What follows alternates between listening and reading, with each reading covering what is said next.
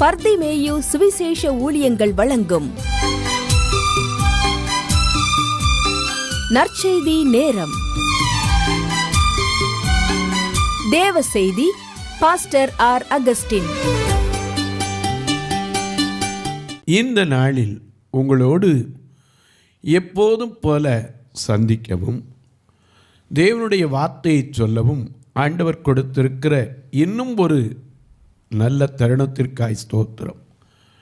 ஏன்னா மனித வாழ்க்கை நிலையற்றது என்பதை நாம் எல்லாம் அறிவோம். ஆகையினாலே நமக்கு கிடைக்கும் சமயத்திற்கு தக்கதாக ஐயா சமயம் ஒருவேளை வாய்க்கலாம், வாய்க்காமலும் போகலாம். சுவிசேஷத்தை பிரசங்கிப்பது ஒவ்வொருவர் மேலும் விழுந்த கடமை என்பதை நான் நன்கு அறிந்தவன். ஆகையினாலே ஒவ்வொரு நாள் கொடுக்கும் போதும் ஆண்டவருக்கு நன்றியுள்ள இருதயத்தோடு ஸ்தோத்திரம் செலுத்துவதுண்டு. இந்த நாளிலே ஒரு கேள்வியை ஒரு அம்மையார் கேட்டார்கள்.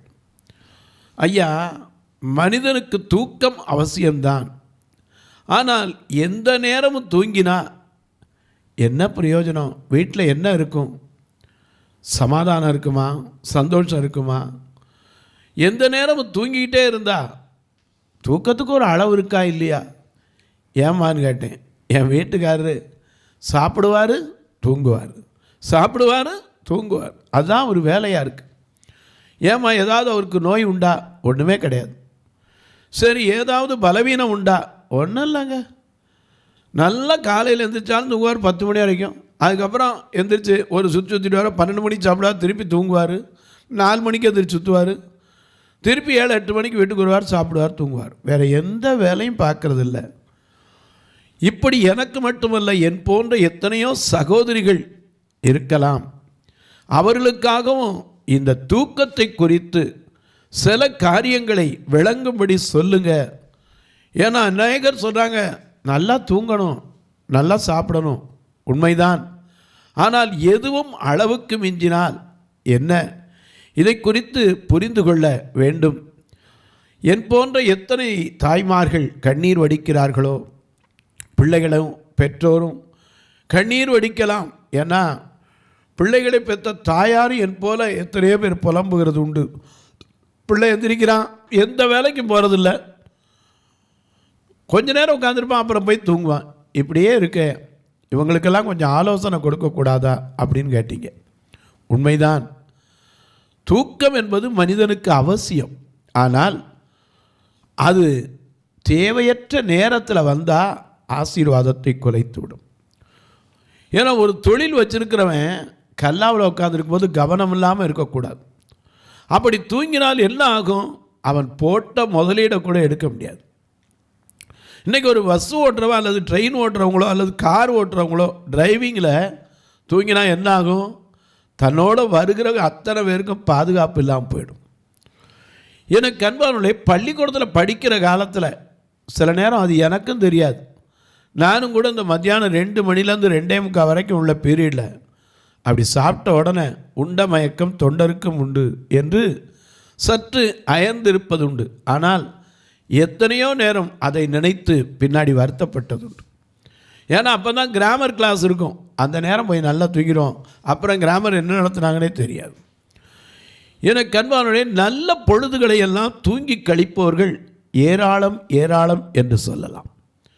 உதாரணமாக பாருங்கள், ஒரு மாதத்துக்கு 30 நாள் வைங்க. ஒரு நாளைக்கு ஒரு மனிதன் 8 மணி நேரம் தூங்குறான்னா 30 நாளைக்கு என்னாச்சு? 240 மணி நேரம் தூங்குறான். அந்த 240 24 வகுத்து பாருங்கள். 12 20 12 40. மாதத்தில் 1/3 பங்கு தூங்கித்தான் கழிக்கிறான். எனக்கு அன்பானவர்களே, அதுக்காக தூங்கக்கூடாதா அப்படின்னு கேட்பீங்க. நிச்சயமாக தூங்கணும். ஆனால் கவனத்தோடு தூங்கணும், நேரத்தோடு தூங்கணும், நேரத்தோடு எழுந்திருக்கணும். பறவைகளை பார்க்குறோம், அது எப்படி தூங்குது? அதிகாலையில் எழுந்திரிச்சு நாம் முழிக்கிறதுக்கு முன்னாடி கீச்சு கீச்சு கீச்சு கீச்சுன்னு கத்துது. ஏன்னா அவைகளெல்லாம் இறைவனை நோக்கி பேச ஆரம்பிக்கிறது. நமக்கு அந்த பாஷை புரியாமல் இருக்கலாம், ஆனால் அவைகளெல்லாம் தேவனை நோக்கி அது கூப்பிடுகிறது என்றுதான் வேதம் சொல்லுகிறது. காக்கை குஞ்சுகள், கூப்பிடும் காக்கை குஞ்சுகள், யோபு 38:41 வாசிக்கிறோம். கூப்பிடும் காக்கை குஞ்சுகள் ஆகாரம் இல்லாமல் அலைந்து திரிகிற போது அவைகளுக்கு இரையை சவதரித்து கொடுத்தவர் யார் என்று கேட்கிறார். அவைகளுக்கு யார் இறை கொடுக்கிறது? அது கரெக்டாக அந்தந்த டயத்துக்கு அது செய்யும். இந்த நாளில் இந்த தூக்கத்தை குறித்து அநேக காரியங்கள் வேதத்தில் இருக்கிறது. என் அறிவுக்கு எட்டியபடி நான் படித்த, எனக்கு கற்றுக் கொடுத்த அந்த அறிவின்படி, வேதத்தை கற்றுக்கொண்ட அறிவின்படி உங்களுக்கும் ஆலோசனை சொல்ல தேவன் என்னை பலப்படுத்துவார் என்று விசுவாசிக்கிறேன். இந்த தூக்கமே அநேக நேரங்களில் எவ்வளவு ஆசீர்வாதங்களை குலைத்து விடுது. எத்தனை சூழ்நிலைகள் இந்த தூக்கத்தினால தனக்குரிய மேன்மையை இழந்தவர்கள் இந்த வேதத்தில் ஏராளம் ஏராளம். உங்களுடைய வேதாகமத்தை எங்கே இருந்தாலும் சரி, முதலாவது உங்கள் வேதத்தை திறங்க. சங்கீதங்களின் புஸ்தகத்திலே 121 சங்கீதத்திலே 4வது வசனத்தை திருப்பி எல்லாரும் வைக்கிறீங்களா? அப்படி எல்லாரும் வைக்கிற வரைக்கும் நீங்களும் நானும் பாடுமா?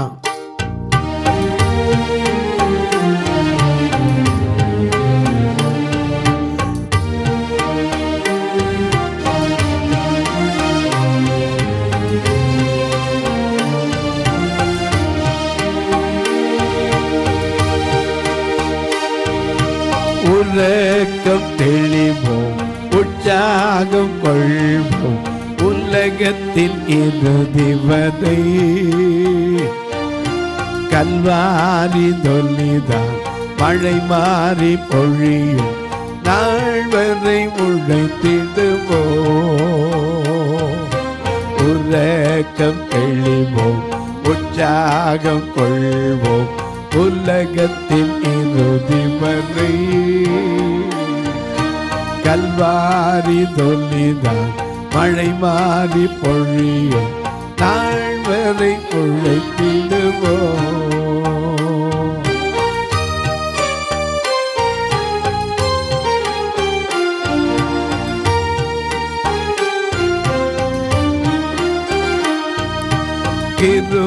கிறிஸ்துவுக்காய் இழந்தவர் எவரும் தரித்திரனானதில்லை. கிறிஸ்துவுக்காய் இழந்தவர் எவரும் தரித்திரனானதில்லை. ராஜ்யமேன்மை நஷ்டப்பட்டதில்லை. கிறிஸ்துவுக்காய் இழந்தவனவர் தரித்திரனானதில்லை. ராஜ்யமேன்மைக்காய் கஷ்டப்பட்டதில்லை. உலகம் தெளிவோம், உற்சாகம் கொள்வோம், உலகத்தின் இறுதிவரை கல்வாரி தொல்லிதான் மழை மாறி பொழியும் நாள் வரை உழைத்திடுவோம்.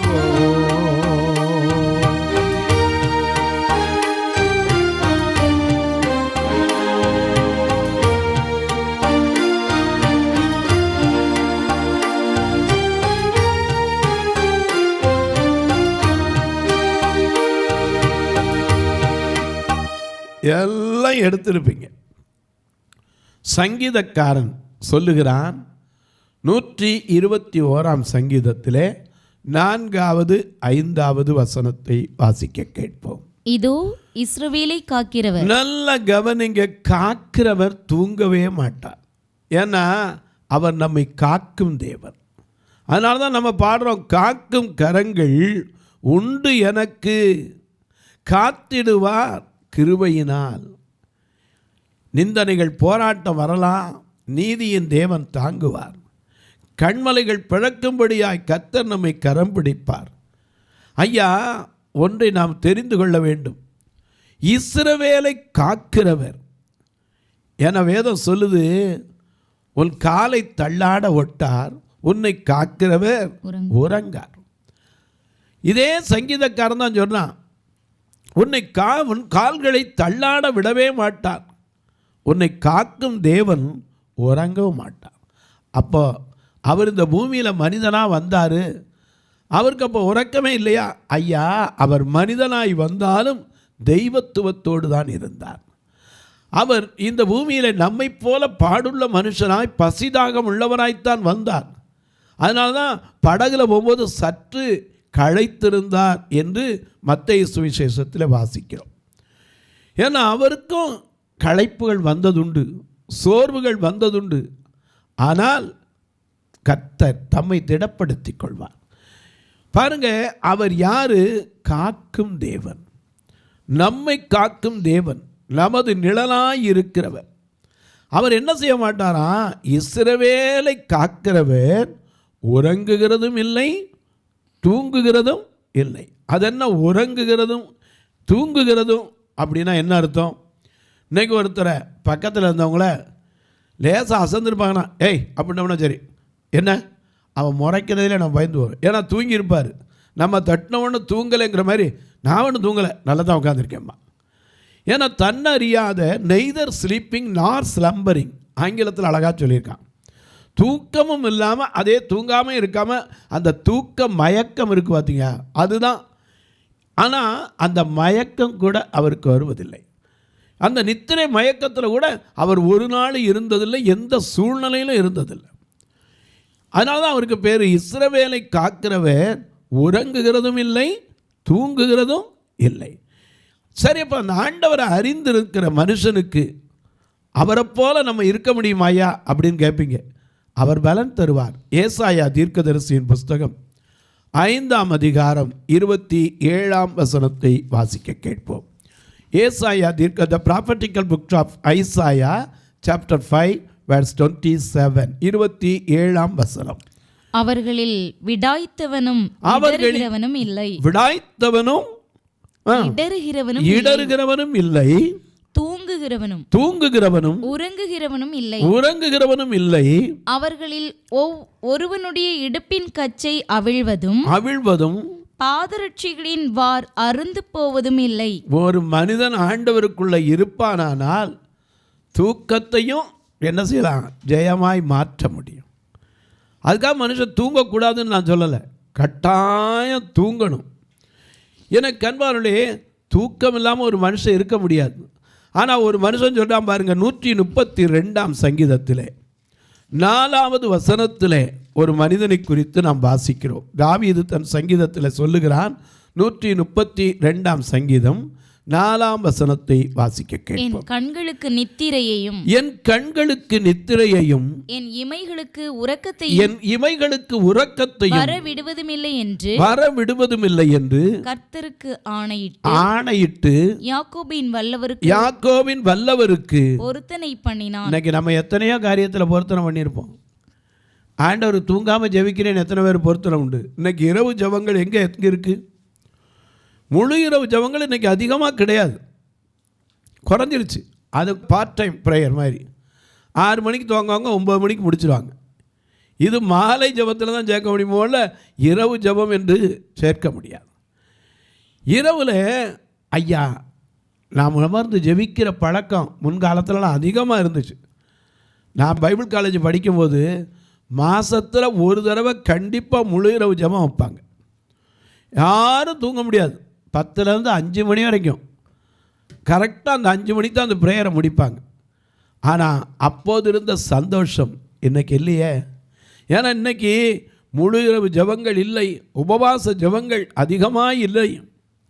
அது மட்டுமல்ல, தனித்தாள் அதை ஜெபம், பர்சனல் அதை ப்ரேயர், தனி ஜெபம் இருக்கிறதா? முழங்கால் ஜெபம் அதை விட குறைஞ்சிருச்சு. ஏன்னா கீழே மெத்தை போட்டு கால் தரையில் பட்டுறக்கூடாது, முழங்கால் போடுற கூட மெத்தை போட்டுறோம். கையெடுக்கிற ஜெபம் இல்லை. இரவில் காத்திருந்து ஜெபிக்கிற பழக்கம்லாம் இன்றைக்கி ஒழிஞ்சிருச்சு. ஏன்னா மனிதனுக்கு தூக்கம் தூக்கம் தூக்கம் தூக்கம். இந்த தூக்கத்தினால் என்ன பலன்? சினிமாக்காரன் கூட சொன்னால், நல்ல பொழுதையெல்லாம் தூங்கி கெடுத்தவர்கள் நாட்டையும் கெடுத்தான், தானும் கெட்டு போனான்னா. ஒரு கடையில் தூங்கினவன் முதல்ல இழந்துருவான். உயர் கல்வியில் தூங்கினவன் பள்ளியில் தூங்கினவன் கல்வி இழந்தான். ஐயா, படையில் தூங்குறவன் வெற்றியை பெறவே முடியாது. சடையெடுத்து சண்டைக்கு போயிட்டு அங்கே போய் தூங்கிட்டு இருந்தாலும் என்ன ஆகுறது? எனக்கு அன்பானுடைய அநேக நேரங்களில் நமக்கு எப்போ தூக்கம் வரும்? பிரசங்கம் பண்ண ஆரம்பிச்சிட்டாங்கன்னா உடனே என்ன வந்துடும்? தூக்கம் வந்துடும். ஏசாயா தீர்க்கதரிசியின் புஸ்தகம் 29ஆம் அதிகாரம் 10வது வசனத்தை வாசிக்க கேட்போம். ஏசாயா 29:10 வாசிக்க கேட்போம். கர்த்தர் உங்கள் மேல் கன நித்திரையின் ஆவியை வரப்பண்ணி. தூக்கத்தை விட கன நித்திரையின் ஆவி, ஏன்னா இது ஒரு ஆவி என்று சொல்லப்படுகிறது. அதனால தான் நாம் பாடுறோம், தூங்காமல் ஜெபிக்கும் வரம் தாங்கப்பான்னு கேட்குறோம். தூங்குறதுனால என்ன பலன் அப்படின்னு கேட்டிங்கன்னா, எதிரி வந்து என்ன செய்வான்? களையை விதைத்து விடான். மத்தேயு எழுதின சுவிசேஷத்தில் 13:25, 24, 25 பார்க்கிறோம். தூங்கும்போது என்ன செய்வான்? சத்துரு வந்து களையை விதைத்து விட்டு போயிடுவான். எனக்கு கண்பால் அதுக்காக தூங்காமல் இருக்கணுமா? தூங்கணும். நிச்சயமாக ஆண்டவர் இந்த உலகத்தில் பகலை ஆளுவதற்கு ஒரு சுடர், இரவை ஆளுவதற்கு ஒரு சுடர் என்று வைத்தவர் இரவை மனிதன் இளைப்பாற வேண்டும். ஏன்னா அது சூரியன் அஸ்தமித்து ஓடி போகிறான். நாம் கூட பாடுறோம்ல, என்ன பாடுறோம்? வினை சோழா இல்ல இரவீதில் காதா விமலா கேலேசோ நாதா.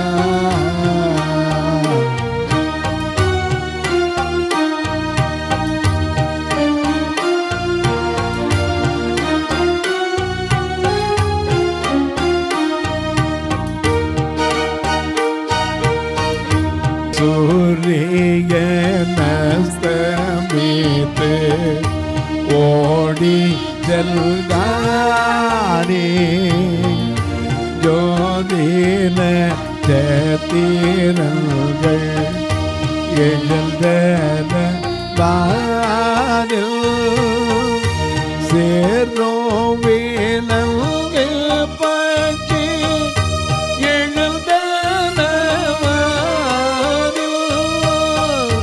செல்தலை அடியேனோ பள்ளி கொள்ளேவி விலை சோழாலி இரவீதில் காத்தா விமலா கேலேசோ நாதா. எனக்கு அன்பானவர்களே, ஏசாயா 29:10 மீண்டும் வாசிக்க கேட்போமா? அந்த வசனத்தை கொஞ்சம் யோசிச்சு பாருங்க. அதில் ஒரு காரியம் இருக்கு. அது ஒரு ஆவி என்று சொல்லுகிறது.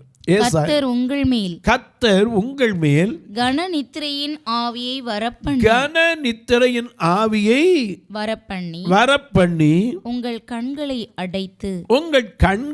அடைத்து ஞான திருஷ்டிக்காரராகிய உங்கள் தீர்க்கதரிசிகளுக்கும் தலைவர்களுக்கும் முக்காடு போட்டார்.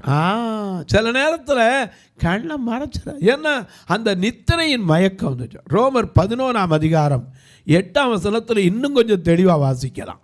ரோமர் 11:8 வசனத்தை வாசிக்க கேட்போம். கன நித்திரையின் ஆவியையும் காணாதிருக்கிற கண்களையும் கேளாதிருக்கிற காதுகளையும் தேவன் அவர்களுக்கு கொடுத்தார் என்று எழுதியிருக்கிறபடியாயிற்று. காதை கொடுத்திருக்காரு, ஆனால் என்ன செய்யாது? கேட்காது. ஏன்னா நம்ம எங்கே போயிடுவோம்? கனநித்திரையின் ஆவி. கண்கள் இருக்கும், அது என்ன செய்யாது? பார்க்காது. ஏன்னா அந்த கனநித்திரையின் ஆவி வந்துருச்சுன்னா நம்ம 2 பிரசங்கத்தை கூட கேட்க விடாது. ஏன்னா கேட்டால் ஏதாவது 2 வசனம் மனதில் ஏறிடுச்சுன்னா சத்ரு அதில் ரொம்ப குறியாக இருப்பான். கரெக்டாக என்னைக்கு நீங்கள் உட்கார்ந்து பைபிளை எடுக்கிறீங்களோ உடனே என்ன வந்துடும்? தூக்கம். சிலருக்கு படிக்கிற காலத்தில் பார்த்தீங்கன்னா படுத்துக்கிட்டே படிப்பேம்மா. என்னைக்கு எவனா படுத்துக்கிட்டே படித்தது உண்டா? படுத்துக்கிட்டே படித்தா என்ன இருக்கும்? அப்படியே தான் போயிடும். எனக்கு அன்பானவர்களே, வேதத்தை வாசிக்கும் போதும் சரி, நாம் வேதத்தை ருசித்து படிக்கும் போதும் சரி, நாம் எப்போது எப்படி இருக்கணும்? தெளிந்த புத்தி உள்ளவர்களாக இருக்கணும். 1 பேதுரு 5:8 வாசிக்கிறோம், தெளிந்த புத்தி உள்ளவர்களாக இருங்கள், விழித்திருங்கள், ஏனெனில் உங்கள் எதிராளியாகிய பிசாசானவன் கர்ச்சிக்கிற சிங்கம் போல எவனை விழுங்கலாமோ என்று வகை தேடி சுற்றித் திரிகிறான்.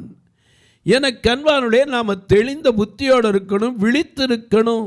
அநேக நேரங்களில் இதை மறந்துடுறோம். நமக்குள்ள அந்த நித்திரையின் ஆவி வந்துருச்சுன்னா நம்மளால் நிற்க முடியலங்கிறோம். ஆண்டவர் நம்மை போல தான் இந்த பூமியில் வந்தார். ஆனால் அவர் உறங்குவதும் இல்லை, தூங்குவதும் இல்லை.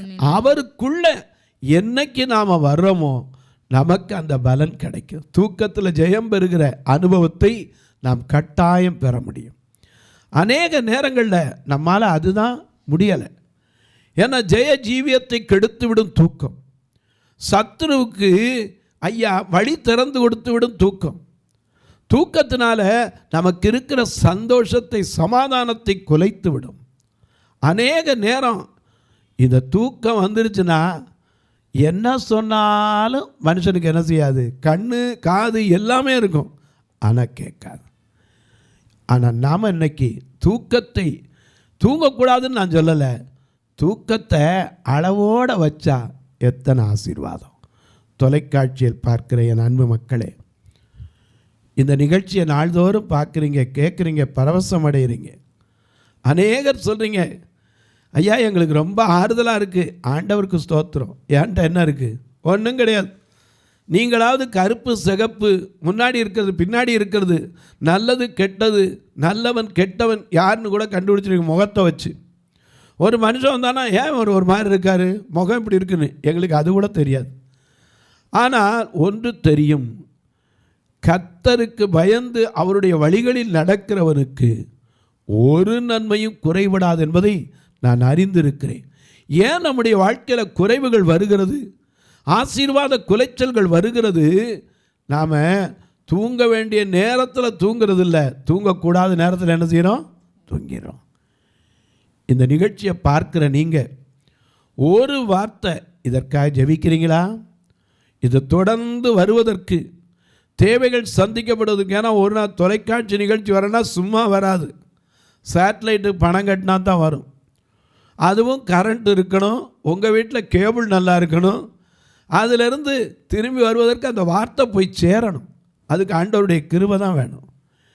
எனக்கு அன்பான சில நேரத்தில் பார்த்தீங்கன்னா கரெக்டாக வந்துக்கிட்டு அப்போ தான் கேபிள் என்ன ஆகி போயிடும், நின்று போயிடும். அநேகர் சொல்லுகிறதை பார்த்துருக்கிறேன். என்னையா நின்று வச்சுப்பாங்க, எங்கள் சைடில் இல்லைங்க, அங்கே கரண்ட் இல்லாமல் இருக்கும், கேபிள் இல்லாமல் இருக்கும். தூக்கம் என்பது அநேக நேரங்களில் மனிதனுடைய ஆசீர்வாதத்தை குலைத்து விடும். தயவு செய்து தூங்குங்க, ஆனால் அளவோடு தூங்குங்க. ஏன்னா வேதம் சொல்லுது, அளவுக்கு, வேதம் மட்டுமில்லை உங்களுக்கும் எனக்கும் கற்றுக் கொடுத்த கூட சொல்லி கொடுத்துருக்காங்க, அளவுக்கு மிஞ்சினால் அமிர்தமும் கூட என்ன ஆயிரும்? விஷமாய் நஞ்சாய் மாறிவிடும். நீங்களும் இதற்காக ஜெபியுங்கள். எங்கிட்ட 2 சபை உண்டு, 2மே பார்வையற்ற மக்கள். வாரந்தோறும் அவங்கள போய் கூட்டிகிட்டு வர்றதுக்கு மட்டும் 4000 ரூபா வேனுக்கே கொடுத்தாங்க கூட்டு வர. ஏன்னா 2 கண்ணும் தெரியாதவங்க. வீடு பக்கத்தில் ஒருத்தர் வந்து திருநெல்வேலியை பொறுத்தவரை தள்ளி தள்ளி இருக்கிறாங்க. ஒரு மாதத்துக்கே 16000 ரூபா வேனுக்கு மட்டும் கொடுக்கணும். ஆண்டவர்கிட்ட ஜெபம் பண்ணுங்க, ஆண்டவர் நினச்சா ஒரு பெரிய வேனையை அவரே யாரை கொண்டு கொடுக்க வைப்பார். அப்படி இருந்தால் அந்த செலவு எவ்வளவோ லாபம் வரும். அவர்கள் பேரால் அந்த ஆத்ம ஆதாயம் தடையில்லாமல் நடக்கும். கர்த்தர் தான் அனுப்பி தரணும். நாம் அதில் எந்த முயற்சி பண்ணி வீணாக நம்ம போய் கடன் வாங்கி கர்த்தருக்காக நான் கடன் பட்டேன்னு ஒன்றும் செய்யக்கூடாது, சொல்லவே கூடாது. கிறிஸ்துவுக்காக இழந்தவர் தரித்திரன் ஆனதில்லை, ஆனால் கடன் பட்டார்னு சொல்லவே இல்லை.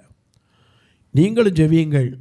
உங்கள் பிறந்த நாள், திருமண நாள் போன்ற நல்ல நாட்களில் இந்த ஊழியத்திற்கு ஒரு நாள் பார்வையற்ற மக்களுக்கு உணவு கொடுக்க, ஊன்றுகோல் கொடுக்க, ஒரு உடை கொடுக்க, ஒரு கட்டுமான பணிக்கு, ஏன் ஃபியூனரல் ஃபண்டு கூட உதவலாம். ஏன்னா பார்வையற்றவர் மரித்தா கூட சொந்தக்காரங்க வரமாட்டாங்க அடக்கம் பண்ணுறதுக்கு, ஏன்னா பணம் போயிடும்.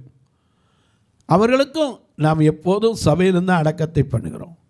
எனக்கு அன்பானவர்களே, திருநெல்வேலியெலாம் பார்த்தீங்கன்னா இருக்கிற நெருக்கடி ஆட்கள். இன்னும் ஒரு அறை கட்டப்பட வேண்டும், இன்னும் கட்டப்படாமல் இருக்குது. மதுரையில் பார்த்தீங்கன்னா பெண்களை தங்க வச்சுருந்தோம் அழகாக. நேற்று கூட ஒரு அம்மையார் ஃபோன் பண்ணி 48 வயசு கண்ணீர் வடித்தாங்க. எனக்கு இடையில பார்வை போயிடுச்சா, யாருமே என்னை பார்க்கல, தயவுசெய்து என்னை வந்து கூட்டிகிட்டு போங்கன்னாங்க. எனக்கு ஆசை அப்படிப்பட்டவங்களாம் தள்ளி விடக்கூடாது, ஏன்னா இயேசு தள்ளி விட சொல்லவே இல்லை. ஆனால் மதுரையில் அவங்கள தங்க வச்சுருந்த மாடியில் 2004 ஆஸ்பெட்டாஸ் ஓடு தான் போட்டிருந்தோம். ஆனால் அந்த 20 வருஷ காலத்தில் அது ஒடிஞ்சு ஒழுக ஆரம்பித்து இப்போ அதில் ஆட்களை தங்க வைக்க முடியல. புதிதாக ஓடு மாற்றுவோன்னா இன்றைக்கி இருக்கிற உஷ்ணத்தில் மேலே உட்கார முடியாது, சென்ட்ரிங் போடணும். அதற்கு அந்த கட்டுமான பணியாளர்களை கூப்பிட்டு கேட்டபோது 6 லட்ச ரூபா இதுக்கு செலவாகுனாங்க. எனக்கு ஒரு பக்கம் மனசில் சோர்வு, ஆனால் இன்னொரு பக்கம் விசுவாசம். ஏன் தெரியுமா? ஆதியாகமம் 18:14 படி கர்த்தரால் ஆகாத காரியம் ஒன்று என்ன செய்யாது, இருக்கவே முடியாது. நீங்களும் அதற்காக ஜெபியுங்கள். உங்கள் ஜெபக்காரி எது இருந்தாலும் காலை 10லேருந்து 5 மணிக்குள்ளே சொல்லலாம். ஒருவேளை ஐயா நான் உதவணும்னு நினைக்கிறேன், எப்படி உதவ? நான் வர முடியாது, என்னால் வரக்கூடிய சூழ்நிலை இல்லை. இப்போ தான் எல்லாருக்கும் வசதி வந்துருச்சே. இதில் வர்ற நம்பரை பாருங்கள், 2 நம்பர்லேயும் ஜிபே ஃபோன்பே உண்டு. ஒருவேளை ஐயா நாங்கள் பணியாற்றுகிற இடத்துல கணக்குக்கு வைப்பதற்கு உண்டா அப்படின்னா 84 388 52 500 8438852500 இந்த நம்பரில் பார்த்தீங்கன்னா பர்த்திமேயு பார்வையற்றோர் சேரிட்டபிள் ட்ரஸ்ட்னு இருக்கும். அதே போல் 944255 பார்த்தீங்கன்னா பர்திமேயு காஸ்பல் மினிஸ்ட்ரின்னு இருக்கும். நீங்கள் தொடர்பு கொள்ளலாம். இல்லை என்னிடத்தில் கேட்டாலும் அதற்கான காரியங்களை சொல்லுவேன். இப்போவும் உங்களுக்கு ஜெபிக்கட்டுமா? நல்ல பிதாவே, நன்றியோடு துதிக்கிறோம் சுவாமி. தூக்கம் மனிதனுக்கு ஐயா நோயினால் தூங்கினா தப்பு இல்லை, பலவீனத்தினால தூங்கினா பரவாயில்ல, ஒரு நாள் அலைச்சல்னால தூங்கினா பரவாயில்ல. எப்போதும் தூங்கினால் என்ன ஆசீர்வாதம் இருக்கும்? தூக்கத்தினாலே விளைகிற தீமைகள் என்ன, நன்மைகள் என்ன, தூக்கத்தினால வருகிற பயன்கள் என்ன, அதாவது மெரிட்ஸ் அண்ட் டிமெரிட்ஸ் என்ன என்பதை நாங்கள் தியானிக்கும்படி எனக்கும் எங்களுக்கும் உதவி செய்யும். கேட்கிற ஒவ்வொரு மக்களையும் ஆசீர்வதியும். யார் யார் படுத்துக்கொண்டு நோயினால இரவில் தூக்கம் இல்லாமல் கண்ணீர் வடிக்கிறார்களோ அவர்களுக்கெல்லாம் தூக்கத்தை கொடும்.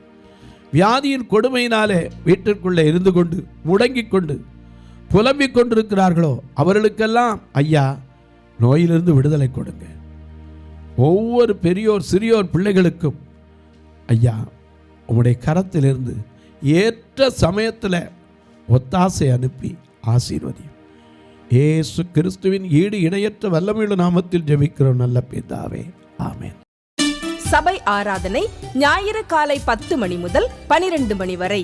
இடம் பர்திமேயு சுவிசேஷ ஆலயம், அன்னை சத்யா நகர், இளமனூர் அஞ்சல், சக்கிமங்கலம் வழி, மதுரை மாவட்டம்.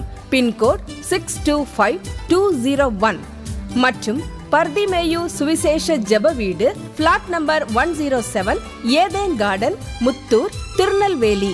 பின்கோட் 627011. சிறப்பு உபவாச கூட்டம் ஒவ்வொரு மாதமும் 2வது சனிக்கிழமை காலை 10 மணி முதல் 1 மணி வரை நாகர்கோவில் YMCA ஹாலில் வைத்து நடைபெறுகிறது. மற்றும் ஒவ்வொரு மாதமும் 4வது சனிக்கிழமை காலை 10 மணி முதல் 1 மணி வரை திருநெல்வேலி புதிய பேருந்து நிலையம் அருகில் உள்ள கிரேஸ் ஹாலில் வைத்து நடைபெறுகிறது.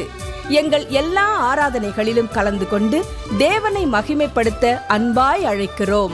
உங்கள் உதாரத்துவமான காணிக்கைகளினால் இவ்வூழியத்தை தாங்க விரும்பினால் R Augustine, account number 5021364331, IFSC code IDIB 000B066, Indian bank, BP Kulam, Madurai. GPay number 9842181917, BGM ministries மற்றும் 9442559772, பிளைண்ட் மினிஸ்ட்ரீஸ் அகஸ்டின். உங்கள் தொடர்புக்கு பாஸ்டர் ஆர் அகஸ்டின், பர்திமேயு சுவிசேஷ ஊழியங்கள், நாகமலை, புதுக்கோட்டை, மதுரை 625019. தொலைபேசி எண்கள் 9842181917 மற்றும் 9442559772. கர்த்தர் தாமே உங்களை ஆசீர்வதிப்பாராக.